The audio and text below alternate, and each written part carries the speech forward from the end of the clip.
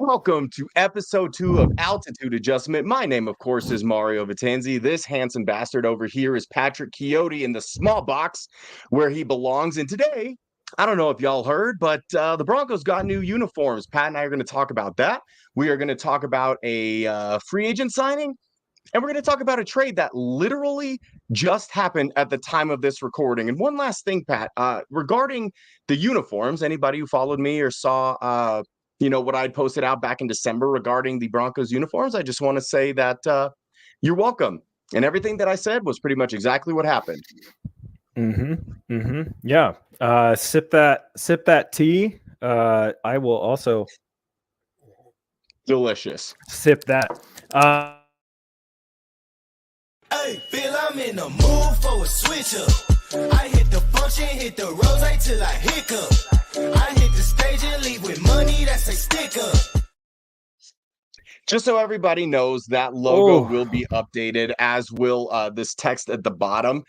You see how this is actually misspelled? Yeah, that would be Zachary Seegers, who prides himself on being, so grammatically correct about everything. So make sure that you hit up Zach Seegers and let him know that he really dropped the ball here.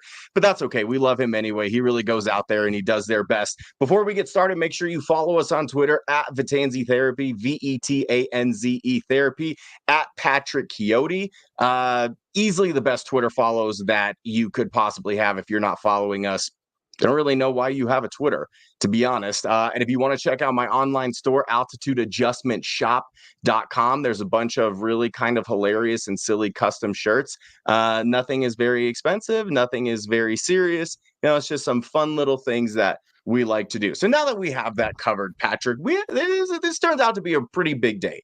We've known for a while that the Broncos were dropping their new uniforms, and we'll discuss that here pretty soon. They signed Levi Wallace just earlier today, I believe, or yesterday at the time of this recording. And in case you haven't seen yet, and by the time this airs on Tuesday, we're recording on Monday. By the time this airs on Tuesday, everybody will have seen it and reacted to it, probably reacted poorly. But Patrick, and I know you have the details. We were going to start with the uniforms, but this is kind of the big ticket item right now. The Broncos finally have their franchise quarterback. They've traded for Zach Wilson and a 7th-round pick. They've given up a 6th. Patrick, this is like an immediate reaction. You literally just found out 2 minutes ago that the Broncos had done this. What are your thoughts? Go. I don't hate it. The obvious hype surrounding Zach Wilson when he was coming out a couple of years ago out of BYU was he's this athletic guy who's got a good arm, and he's someone that is going to need some work footwork wise, but can maybe turn into something. The Jets obviously overpicked him at 2nd, and he was kind of thrown in to a bad situation. Gee, wonder where we've seen that before with the New York Jets. And then, he was kind of the laughing stock of the whole NFL for a little bit. And then to be fair, that was because his mom is hot and he bangs all of his mom's friends. Hey, what that man does behind closed doors is none of my business, but apparently the older ladies love the world's business, apparently. Who could hate a Mormon face like that, right? But I think as far as, you throw in the whole Aaron Rodgers thing last season, and then all of a sudden it's like, oh, it's the Aaron Rodgers show. Forget Zach Wilson. Well, then one snap into the season last year, Aaron Rodgers snaps his Achilles, and it's the Zach Wilson show again. And I think last season we can't really look at last season's Zach Wilson as like a cosm of his whole playing, because he had some pretty decent games. And then when you add in the whole behind the scenes aspect of it, like the team was kind of, doing him dirty. The offense was very unorganized. It's not really. You're like saying that a Nathaniel Hackett offense without Aaron Rodgers was disorganized? It's weird, right? What a wild take, Patrick. Where have we heard that? That's so bizarre. But I think this is a fresh start for Zach Wilson. This is a fresh start for him as a person, as a player. He's going to be with a good coach who knows how to coach quarterbacks, who can get the most out of his quarterbacks. And I think that this is a good opportunity. The late pick swap Now, whatever. We're not going to sit here and count chickens over, a 6th and a 7th round pick. It's not really that important. The big aspect of it is the Broncos now have another quarterback that they can look at, in maybe with a rookie quarterback, maybe not, but they have another quarterback that they can look at. They have someone who has starting experience, who's still young, who provides a little more athleticism under center. And someone who's not going to be like a super high risk player. You're probably going to see maybe 2-3 starts out of him. Try to get the most that you can, and then let him walk in free agency next year. But it doesn't hurt to see what you've got. This is the same team that was looking at Justin Fields as a potential 1-year option. Maybe they sign him for 2 years if he plays well. I think you're probably going to see the same with Zach Wilson. I think this is very low risk, high reward. I mean, you gave up virtually nothing. You swapped 6th and 7th round picks. So you're basically moving back a bit in the draft to take Zach Wilson. The Jets are paying the majority of his salary. So it's kind of like, yeah, if he pans out, great. If not, then it's not really a big deal. And if you're looking at what they technically gave up, it's like if you could draft a Zach Wilson in the 6th round, I mean, we're talking about guys like Michael Pratt and Spencer Rattler going in the 3rd and 4th, guys like Joe Jordan Travis may be being 6th round picks. And if it comes down to it, I'm taking Zach Wilson over Milton and Travis at this point. That's how I see it.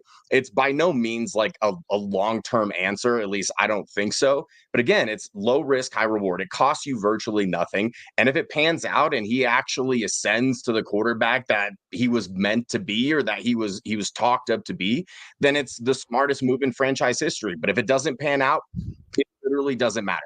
But now here's my question, because last week, you and I discussed the 5 options that this team had in terms of drafting a quarterback. It was to trade up, to stay, it was to trade back, it was to stay where they were at, maybe in the 3rd round and take a guy, and then it was to punt altogether on quarterback. Those were the 5 options. Does the Zach Wilson signing to you change that dynamic? Like, does this make the Broncos maybe less aggressive, or does it have literally nothing to do with the plan in place? Because that's kind of where I'm at. It's like they clearly have a plan, Pat, right? They clearly have something that they want to do from the quarterback position. We have no idea what it is. And I like it that way, because that means that there's been no leaks. It means that people have been very tight-lipped about it, unlike the jerseys. But I like the fact that there has been, we have no idea. And you'll see random reports of, oh, the Broncos really want to trade up. Oh, the Broncos really like this guy. It's like, you don't know, because that stuff isn't getting out. So to me, it's not impacting their strategy at all. We're a couple days away from the draft, and making this kind of a move, it's like, if this is going to dictate your strategy at quarterback, to me, that's a red flag. Yeah, I don't think it should change their course. Maybe perhaps, and this is the kind of the way that I'm looking at this move, is this is either you taking the insurance of, okay, our attempts to trade up for McCarthy or May or Jaden Daniels, considering if he falls, maybe those options aren't there for us. Maybe the asking price is too high. And because we've seen these reports, New England is open to trading 3, Arizona is open to trading 4. So obviously those conversations are happening. George Payton spoke about it in the press conference. He said they're making calls. They're trying to see what it will cost. You have the opportunity to, you might as well see, maybe the cost is too high. This is their insurance policy. This is them saying, okay, May, Williams, McCarthy, Daniels off the board. Not sure if we're going to be, we don't want to take a Nix or a Penix too high. And if we trade down, maybe they're not there in that range where we trade down to. So let's get a relatively young player. He's not even 25 yet, Zach Wilson. He's not even 25. And it's a late round swap. So you're not giving up a ton of capital. And like, you get a guy who's played, he's started, he's young, he's still got time to mold. And then you've got Stidham as like the mentor, the veteran mentor, right? This gives them that blanket of security so they can add more pieces, a defensive lineman, a corner, a receiver, a tackle, whichever position they're looking at. This gives them that chance to say, okay, we don't have to ship the farm out for a quarterback if we don't want to. And this kind of ties in with us saying maybe they're punting on quarterback this season. Maybe they know for a fact they're not going to be able to get up in that top tier range. So yeah, let's sit back. Let's see if, maybe Pratt falls into our lap, if Rattler falls into our lap, which from all accounts that we're seeing, maybe he's going in the end of the second round. Who knows now? But I think that this just gives them a little bit more security instead of just rolling into the season with Stidham and DiNucci as your main two quarterbacks. And it's well within reason to assume that because they rolled out the new uniforms, they didn't have a quarterback that they were completely confident in to pose for it. It's like, I know that they're selling us as Stidham, or before now, they were kind of selling us as Stidham as like, well, he's going to be the guy going forward. It was a little bit weird to me that they didn't ask him to model the jerseys. I mean, I get it, but it still is a little bit odd because you would assume that whatever quarterback a team has, when you get new uniforms, that he's going to be one of the model. Pretty much just use that as a transition here, Pat, to discuss the new uniforms. And again, if you've been following me for any extended period of time, if you have seen the things that I have put out, pretty much everything I said about the uniforms was correct. Yeah, no, Instant you nailed that one reaction, on they the head, dropped man. this morning. By the time this show comes out, everyone will have had a full day to kind of take in the jerseys and accept that these are the new uniforms for the foreseeable future. My knee-jerk reaction is, I like them. I'm not going to give them a 10 out of 10 because the throwbacks, those are 10 out of 10. And I know a lot of people wish they had gone with those full time, but if I'm being completely honest, those were jerseys that were around in the Pat Bowlen era, kind of when Pat Bowlen took control of the team and built it to what it became. And I think it's well within reason to assume that the new owners wanted to put their own stamp on this team. That strikes me as like the biggest reason that they wouldn't listen to the fans that were wanting these throwbacks. And honestly, I think it's the best of both worlds. Like, obviously, you want to be able to wear those throwbacks as often as possible, but would it become oversaturated if those became the permanent uniforms, right? I'm sure in a few years it'd be like, you know what, these were good at first, but they were old for a reason. Like, we're ready to move on. They have a modern look. I don't think that they did anything crazy. I think these are much better than all of the ridiculous mock-ups that we saw. I like that they can kind of mix and match the tops and the bottoms. I know that was one of the things that they wanted to do. The one big issue that I have, and it's less about the Broncos and more about the NFL's stupid rules, is they can't wear the all blues with the blue helmet. Or I guess theoretically they could, but they cannot wear the white helmet with the white uniforms because the orange and the white, those are their primaries. The navy blue and the throwbacks, those are their alternate jerseys. And by the NFL rule, for some reason, you cannot wear your alternate helmet with a primary jersey. The alternate helmet has to be worn with an alternate jersey, like what we saw with the snow-capped helmets last year and the color rush, which looked terrible. And I'm so glad that we're never going to see that combo again because it looked bad on the field. And there were two really, like, the two worst losses, in my opinion, of the year came in those jerseys. So it's like, that's fine. Retire them at 0-2. Never, ever, ever show them or say anything about them ever again.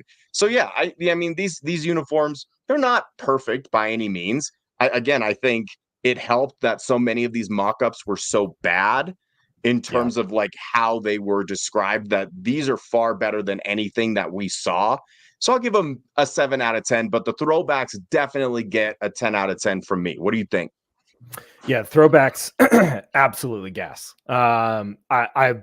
I think that's the one thing that every fan wanted, was just a really good, clean throwback. And the fact that they went with the powder blue helmet, just beautiful. I think it looks amazing. I cannot wait to see those on the field. I love the socks. I think they're awesome.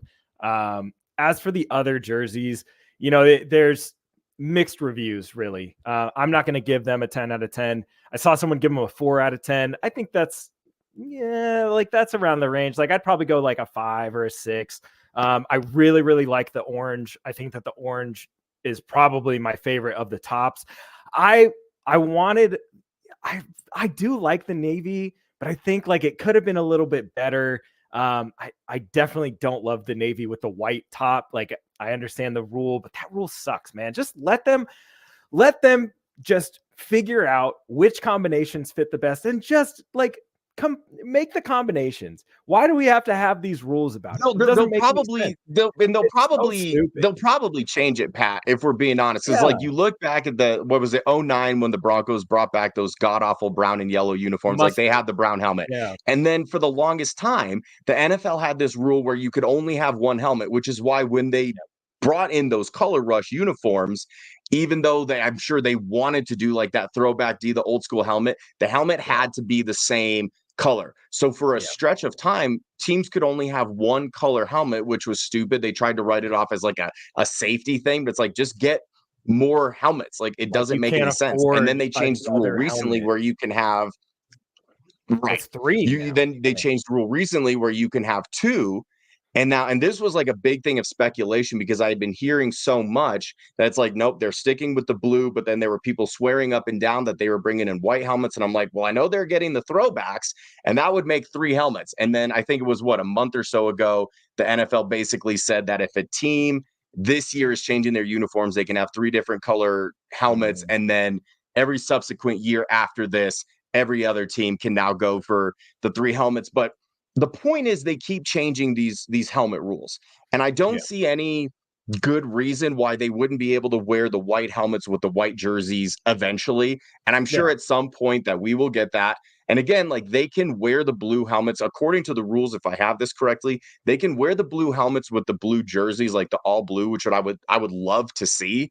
And I know, like, in the older jerseys that were just replaced, all the players love the blue on blue. That was their favorite uniform combo by and large. I thought it was clean. It was like slimming. It popped a lot. So they can do that. But the thing is, if they wear the all blue uniforms with the blue helmet, then they can't really wear the white helmet, because that's the only jersey that the white helmet can be worn with. So I guess we just have to hope that the NFL will change those silly ass rules, and eventually they'll just say, you know what? Wear whatever helmet with whatever top, with whatever pants you want. We don't care, as long as your knees are covered, which, by the way, is another actual rule that they are very strict about. Yeah. I think it's just silly, man. Like, these teams, the aesthetics that we're getting now, from all across the league. I think, like, this is the time, like, players should have so much input. Fans, but like, the player input is so much more important. And I personally, the players I've talked to really like these. That's the thing. The players like these jerseys. Sorry to burst your bubble if you don't. Yeah, I'm a sucker for a good throwback, man. I am a sucker for a good throwback. The Atlanta Falcons throwback jerseys that they put out, I think it was last year when they came out with them.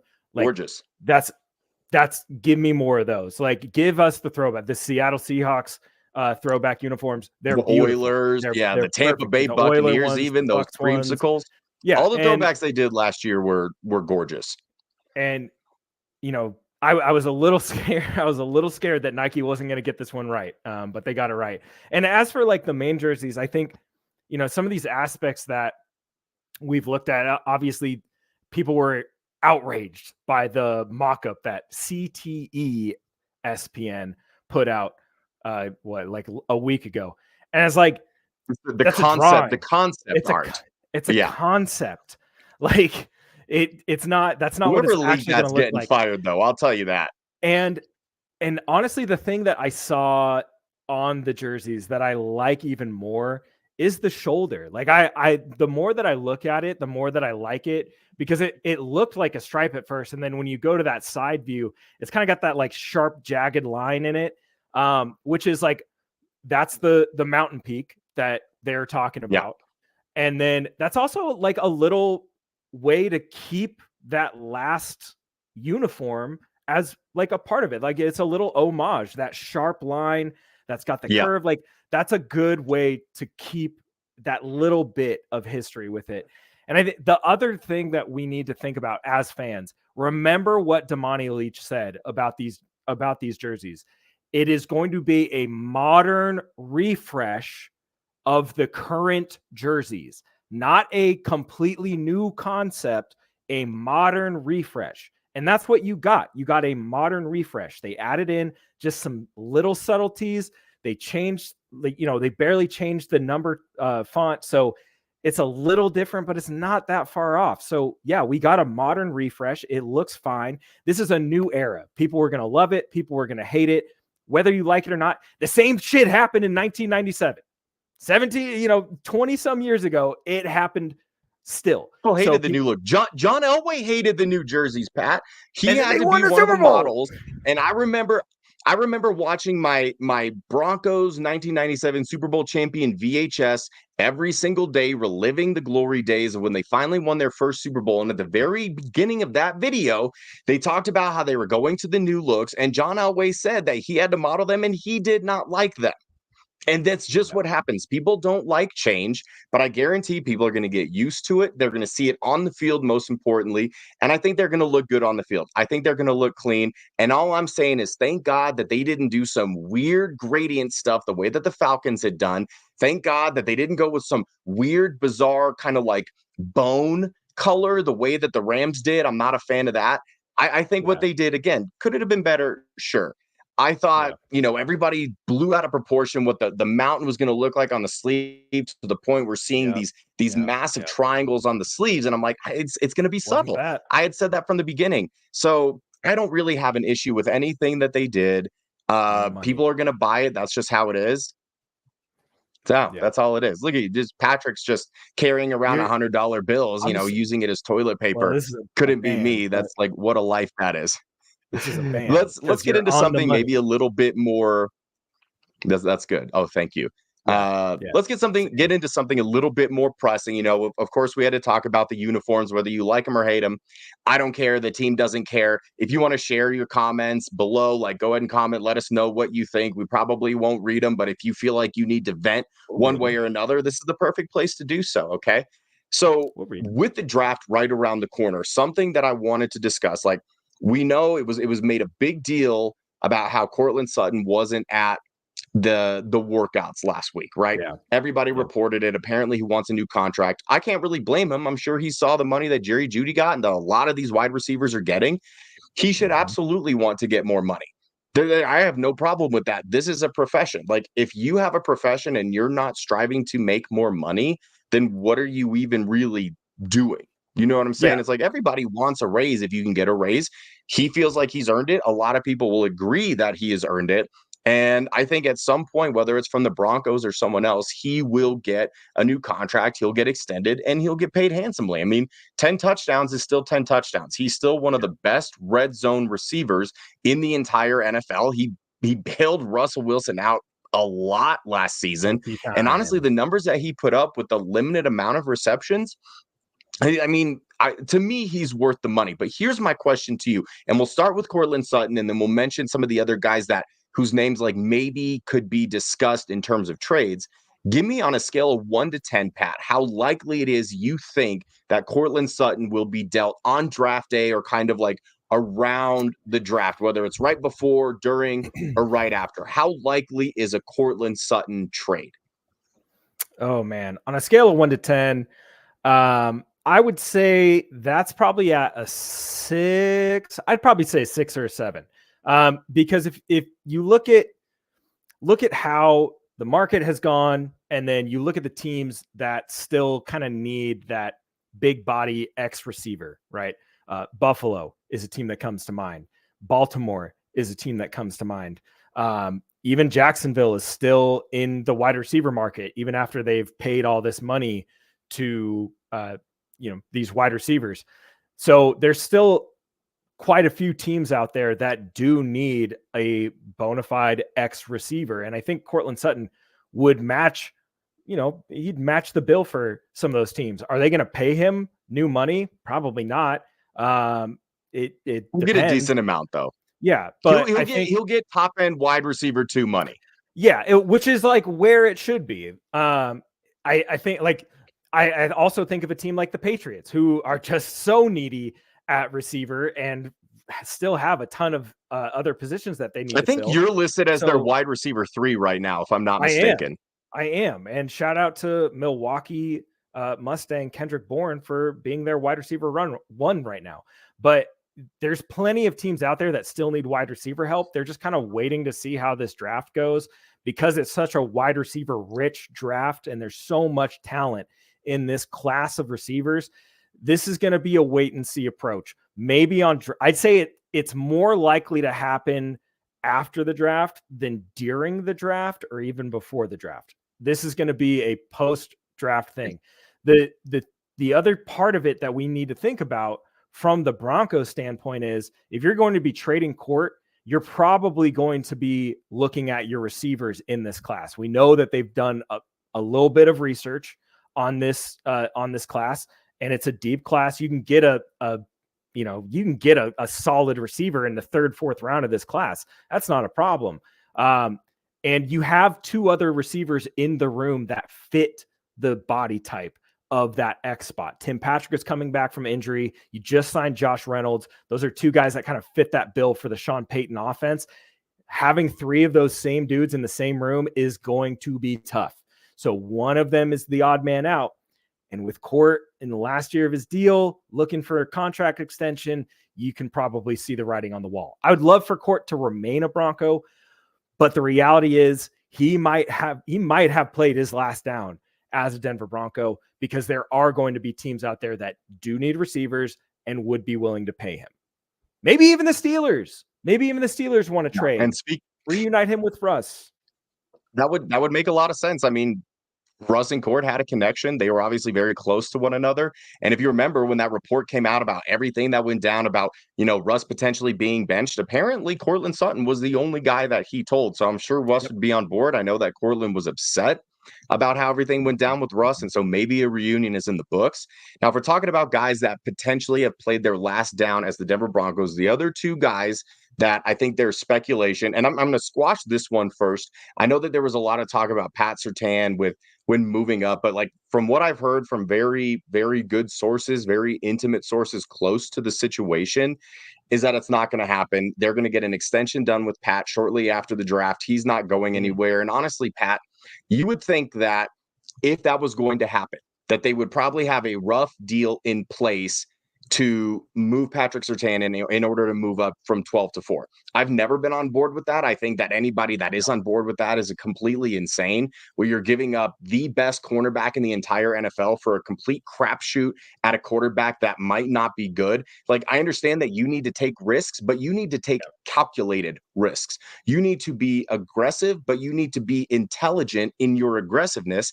That is not calculated. That is not intelligent. So we'll just move on. So I'm going to give you the percentage that I think Pat Surtain has moved on draft day to move up is 0.2%. Okay. And I'm just saying that because I'm never willing to give anything a 0 or 100% in terms of like how I think it's going to happen. But I just wanted to squash that right now. The other name that I think would be interesting, and we've kind of discussed this, is Garrett Bowles. And I think a lot of this is contingent on how the board falls. So if the Broncos do stay at 12, or even if they trade back a little bit, and this is a really, really good top-heavy left tackle class, there are some absolute monsters in the first round. There are some good guys even in the second round. Now, if the Broncos trade back, or even if they stay at 12 and one of these really good tackles falls to them, I think it's well within the realm of possibility that they draft a left tackle early, because Garrett Bowles was actually the last offensive tackle that they took in the first round. In fact, I think he was the last offensive lineman they took in the first round, and that was in 2017. That's not a great way to build your team, right? And so Garrett has one more year left on his deal. His contract is not guaranteed this year. If you find a team that maybe wants to bring him in as a one-year rental who maybe they don't have an opportunity to take a top left tackle in this class, they want to bring Garrett in. He'll play out his contract, and if he works out, they'll extend him. But the reason that his name sticks out to me, and maybe this could mean absolutely nothing, but he was one of the only guys who was up for, a contract restructuring that they did not restructure. They restructured Courtland Sutton because I think the plan initially was to keep Courtland at least for this year and to unload some of that money. They restructured Mike McGlinchey. They did not restructure Garrett Bowles. Now, whether that's because he refused or because they had other plans remains to be seen. But to me, if you have no dead cap hit, if you do theoretically release Garrett Bowles, then I have a hard time believing that he is definitely on this roster moving forward, especially because with this being the last year of his deal, I don't see a possibility where or a probability, I should say, where they bring him back for the 2025 season. Yeah, I don't think so. And I think that it's also very dependent on maybe who they draft at tackle. I think that that's going to be a big thing as well. This is also a very tackle rich draft. And if they miss out on quarterback and you're sitting there in the, middle of the first round, you really have to start thinking about your future. And Sean Payton's teams historically have put a huge emphasis on offensive and defensive line, especially at the tackle position. And, Broncos country might have an attachment to Bowles. They might not. I know that he wasn't really beloved here for a few seasons, but he's been playing very well as of late. Yeah, but he's a full guy. And there's some teams in this draft again, like this. I feel like this one would be a draft day trade. I think this one would be a team that missed out on a left tackle who needs a left tackle and has the space to take on Garrett's deal. I think that is the opportunity. If they can get, it's not going to be a high pick. It's not going to be a second round pick. It's not going to be a first round pick. It's going to be at most a third, maybe, a fourth and a sixth, somewhere around there, because of the contract. I think that's much more realistic. Yeah. So, if there's a team that is looking for a tackle, say Dallas may need a tackle. The Chiefs might need a left tackle. The Chargers, that probably won't happen, but these are just teams that would need someone to step into that position. The Cardinals are another team that kind of comes to mind as a team that potentially could use some help at left tackle. So there's definitely teams out there. I think that this is just going to be one of those wait and sees. It's tough because Garrett's at this point in his career where he was already an older prospect coming in. That second contract hit. He's played pretty well since that second contract, but is he part of the long-term plans? Is he part of this? Is he going to be a part? Is he part of this rebuild that we are going through? And I don't think so. I think that they're going to go in a different direction. Now, I could be wrong, and they could want to keep this core, depending on who the center is, but you're going to have Miners, who needs to get paid this offseason. You already paid Powers. You already paid McGlinchey. You've got Forsyth as the center right now, which not terrible, but let's wait and see. And then you've got Bowles. If this unit performs well, which they performed fairly well last year, there's some hiccups, but they still performed fairly well. Maybe they performed much better than they were given credit for. Like maybe you re-sign Garrett to a 2 or 3 year extent, like a 2 or 4 year extension with like a couple of void years at the end.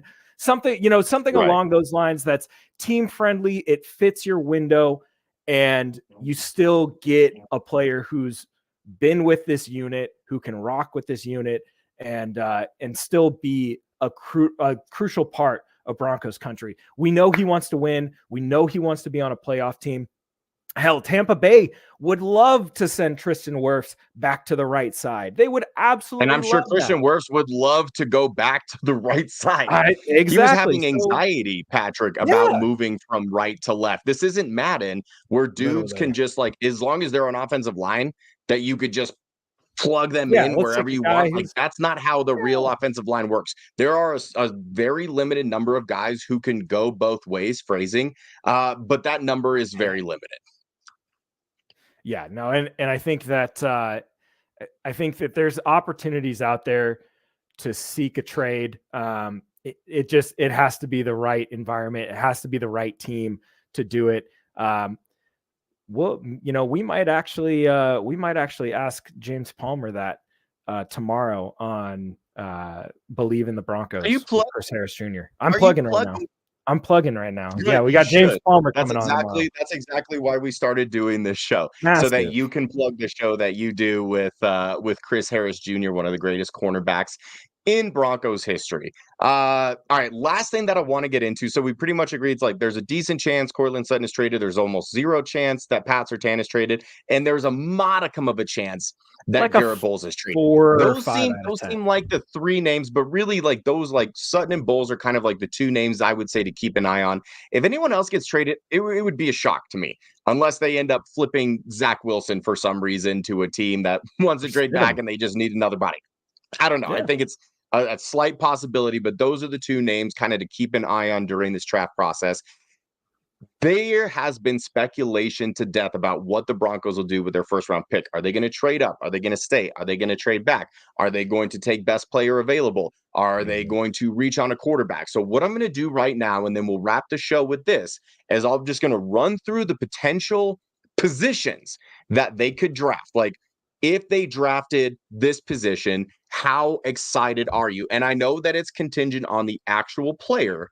And so we'll just kind of keep the pool of, the top first round talent in consideration. So this is strictly discussing position of if they draft this position, we'll just say at 12, or we could say even like if they trade back as a first round pick, and you tell me your level of excitement if they take that player. So first and foremost, what is your level of excitement if they take a cornerback in the first round? Even though they just signed Levi Wallace, which we were going to touch on, but it's really not that important. They signed Levi Wallace. That's pretty much all there is.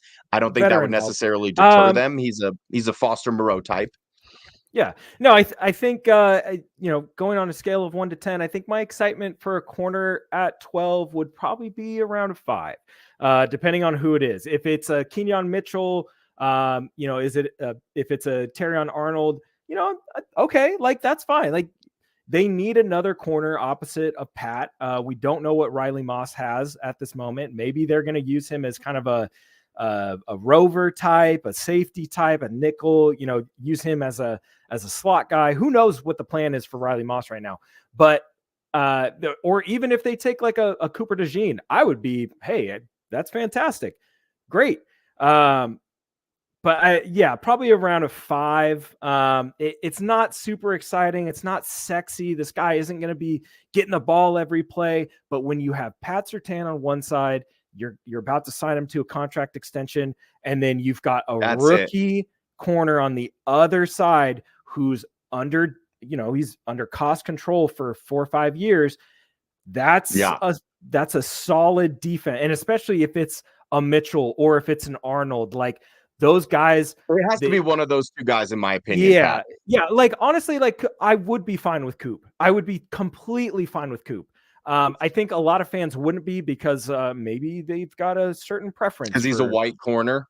Yeah, like maybe they have a certain preference for like what they want their they don't like that his like. They don't like his skin tone for the position that he plays. Just call a spade a spade. That's kind of messed up because dude has the athletic profile and comp of Jalen Ramsey. Like, would you want Jalen Ramsey? Their skins are different colors, Patrick. What do you have to say about that? Wild. Can he play football? That's my question. I don't care if he's purple, blue, green, rainbow colored. If it's one of those three guys, yeah, like I'm not overly excited about it, but I'm pretty happy. Like, build this defense up. That position has been dragging us down for a couple years now. So yeah, probably around a 5. How excited would you be if they drafted an edge rusher in the first round, namely at 12? Now let's say it's a Verse or a Dallas Turner, even though Turner probably won't be there. A Latu. We'll say those 3 guys. If it's one of those 3 guys at edge, what is your excitement level for one of those 3 guys at edge as they go there in the first round? If it's Verse, I'm at about a 8. If it's Turner or Latu at 12, I'm about at a 4 or a 3. I think Turner's got upside, but like he's not the biggest dude, and he still needs to work on some stuff. Latu, the neck injury scares the shit out of me. The last time that a player came in with a first round pedigree, but with a neck injury that was this severe, it was Leighton Vander Esch. He retired just a couple weeks ago. 5 years. That's all he played. So Latu's already medically retired once. It scares me, man. He's fun to watch for sure, but like man, that neck injury is scary. So if it's Jared Verse, I'm all the way up here. That guy is awesome. Really like that would be a great quality edge to have in this room. Generate some pass rush. We needed that badly, but I think there's another area that would get me a little more excited, Mario. And why don't we talk about it?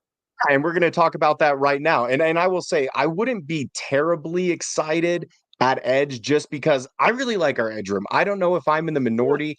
I'm obviously a massive Baron Browning fan. I love Jonathan Cooper. I think Nick Benito between years 1 and 2 showed unbelievable growth and really developed as a pass rusher. Drew Sanders, we don't really know what we're going to get, but I've heard, from people close to the team, people on the team, that Drew Sanders has a higher ceiling as an edge rusher than he does as a middle linebacker. Take that for what you will. I really like this edge room. So if you draft a Jared Verse, who I'm with you, I would be the most excited if it's Verse, if they go edge. I'm hoping that they retain Baron Browning, they retain Jonathan Cooper. Benito will still be on a rookie contract. Drew Sanders, even if he shows a little bit. And that situation is very similar to Baron Browning. Started in the middle, freak athlete, could probably be a good middle linebacker, but they felt like his skill set was best used on the edge, and it's a more premium position. Edge is much more important than middle linebacker. That's just how it is. And what you were talking about when we were going in this transition is a big reason that the edge rushers didn't play as well as expected. A big reason that, they weren't great in pressures. They didn't sack the quarterback a lot. The interior of that defensive line got bullied, Patrick. Outside of Zach Allen, it was a crapshoot of what you were going to get from that interior defensive line. And when the interior defensive line is getting pushed back, it doesn't matter if you set an edge or not. If the interior of the defensive line is getting pushed up, it doesn't matter if you're rushing the quarterback or not, because he has a massive pocket to step into. And we saw that time and time and time again. The pressure was there, like they were getting there. But when the quarterback has that much space to step into, the edge rusher is at a distinct disadvantage. So the position I'm going to ask you about now, in terms of your level of excitement, if they draft interior defensive line, let's say a Byron Murphy, my excitement level with that is a 10. A 10. I mean, a 10. Yeah. Yeah. My excitement level for that would be at about a 15. Or you know what? Maybe you're 12. Going 6 to midnight immediately. Let's say 12 is my excitement. Get it? Because the Broncos are selecting with the 12th pick. Don't ever let anyone tell you you're not clever. But man, if the Broncos decided we're not going to trade down because we like the guy that we can get here, the quarterbacks are gone, we don't really like anybody else, but man, we really need an impact guy on the defensive front. And that was what Sean Payton and George Payton said in their press conference was, we're looking for an impact player with the 12th overall pick. Perfect. What position might be the biggest impact player that they could draft at that point, Pat? Mario, what position has made the most impact in the NFL for the last 3-4 years? And which position is getting paid right now the most out of any other position? Patrick, you could make the argument that if the Chiefs don't have Chris Jones, they do not win the Super Bowls that they win. They certainly don't win this past year. Okay. No. Every time the game was on the line in an important game, Chris Jones stepped up and made a play. And there are Chiefs fans in my life that I am associated with who did not want to bring Chris Jones back. And I say to them now, ridiculous. Aren't you glad? Because if it wasn't for Chris Jones, the Chiefs are not winning this last year's Super Bowl. Argue with a wall. I mean, obviously it's that and the fact that Taylor Swift was dating Travis Kelce and everything was fixed. And this Super Bowl will forever have an asterisk because, that's just how it went down. In my mind, the Chiefs did not win this past year's Super Bowl. It was all the corrupt media building up the Travis Kelce Taylor Swift relationship. Again, argue with a wall. I think that if they take Byron Murphy at 12, you get an explosive interior defensive lineman. You get someone who can do what we said, push the pocket. Listening to a lot of these, shows that are talking about these prospects, they brought up this fantastic point. Byron Murphy's only about 6'1", 290, right? He power cleans 375 pounds. For those who don't understand, home, that's a lot. That's an ungodly amount. Inhuman. Travis Frederick, who the Hall of Fame lineman for the Cowboys, arguably one of the strongest linemen that we've seen in the draft process, he could power clean about 300. I think he said like 330 some pounds, and he's like 6'3", like pushing 3 bills. He's a monster. That's a large man. Byron Murphy is explosive. He can play the run. He's got great pass rush moves, and he's only going to get better. That's the type of player that the Broncos need. If you want to make an impact, especially on the defensive side of the ball, look at what the Raiders did. They have Max Crosby coming off the edge, but now they brought in Christian Wilkins. So you've got your interior guy, and then the edge guy can just do his job. That's what we need. We need Benito and Browning and Cooper and Sanders to just be able to focus on setting the edge, rushing the passer. We know that Byron Murphy's going to get in there and disrupt. Let him do his job. So 12. That's where I'm at. I'm at a 12. 6 to midnight, baby. Glad we're in agreement. I'm not even going to discuss quarterback because we've already discussed that ad nauseum. They're likely not getting. They're not getting. Yeah, they're likely not getting one of the top 4 at 12. They'd have to trade up. And so, if they traded up and they got their guy, as long as they're not breaking the bank and mortgaging their future entirely, then I would be more excited about it. But it's like, I don't want us to even grade this because there are so many contingencies on what that could look like and how it could happen. We're just going to gloss over it. So the last 2 positions that I'm going to ask you about, offensive tackle, which we discussed a little bit. If one of those guys falls to you, or even if you trade back, and again, this is a really deep, top-heavy tackle draft class, and then a dark horse position, and to me, like, you'd have to trade back, or you would have to hope that like a Rome Odunze somehow falls to you at 12. But if they went wide receiver at some point, I know, I don't think it's completely outside the realm of possibility. I would be shocked. I think more realistically, if it's a trade back and maybe you go back to the 20s and Brian Thomas Jr. is there, I would be perfectly fine with it. So let's just say, give me your excitement level for if they take a tackle and if they take a wide receiver in the first round, and then we'll wrap this puppy up.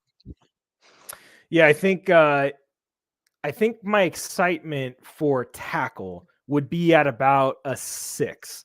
I think depending on which tackle it is, like if it's a Fuaga, I'm fine with that. If it's Fatanu, maybe I'm not as excited about it. Like, I think this tackle class is great. If it's a Fashanu, like, I'd be really excited.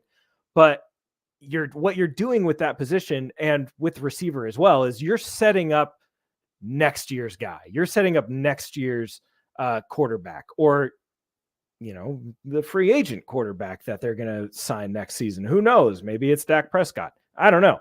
But you're doing that just so you can build your team. And I think that's not a terrible way to go about it. If it's receiver,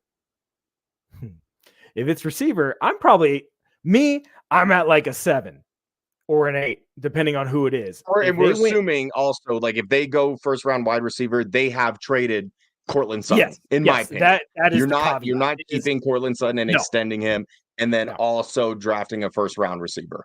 Give me Brian Thomas Jr. Give me A.D. Mitchell. Like, I'd be fine moving on from Courtland Sutton and that. My name's A.D. Mitchell. I have diabetes. Oh, wow. That was mean. Scott Malkison. My name's A.D. Mitchell. I have diabetes.